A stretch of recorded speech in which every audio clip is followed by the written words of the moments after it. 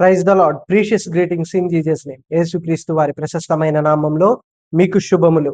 ఈ ఉదయమున అత్యంత విలువైన దేవుని మాటలతో ఈ రోజుని ప్రారంభించుకుందాం. చూడండి, కీర్తన గ్రంథము 88వ అధ్యాయము 2వ వాక్యాన్ని మనం చదువుకుందాం. నా ప్రార్థన నీ సన్నిధిని చేరునుగాక, నా మొరకు చెవి యొగ్గుము.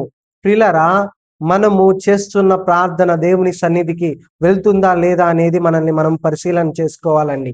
ప్రభువు ద్వారా దేవుని యొక్క ప్రేరణతో దావీదు గారు అంటా ఉన్నాడు, నా ప్రార్థన నీ సన్నిధికి చేరునుగాక ప్రభువా, నా ప్రతి ప్రార్థన మీరు ఆలకించండి అనేసి తనని తాను తగ్గించుకొని రాజు అయినప్పటికీ ఎంతగానో దేవుని సన్నిధానమున భయపడి ప్రార్థన చేస్తూ వినయ విధేయతల్ని దావీదు గారు కనపరుస్తా ఉన్నాడు.